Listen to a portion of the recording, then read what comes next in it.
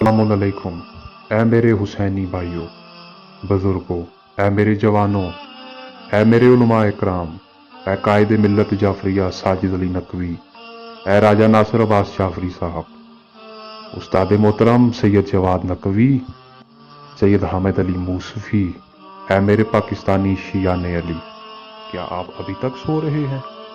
हाँ हाँ, मैं जवाब मांगता हूँ, क्या आप अभी तक सो रहे हैं?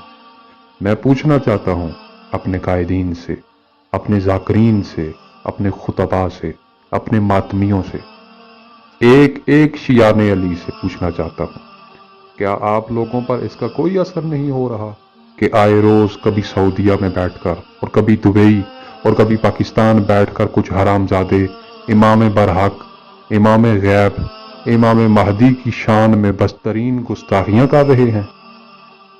क्या आप इतने बेहिस हो चुके हैं कि इमाम ज़माना की गुस्ताखियों वाली वीडियोस को देखकर फकत लानतों से काम कर रहे हैं?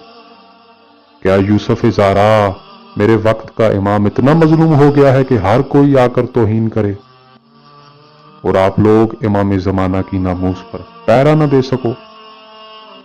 क्या अल अजल के नारे फकत नारे हैं?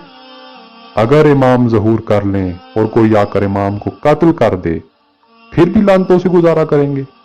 यही वजह है मेरे भाइयों के इमाम के ज़हूर की ताख़ीर की। यही वजह है कि हम अभी तक नामूस इमाम पर पैरा ना दे सके, तो इमाम की जान को ज़हूर के वक्त कैसे बचाएंगे?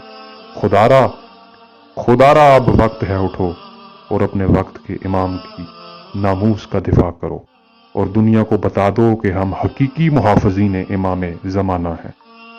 उठो और वो ज़ुबानें हमेशा के लिए बंद कर दो जो इमाम ज़माना की गुस्ताखी करें या इमाम ज़माना की गुस्ताखी के मुर्तकिब हों।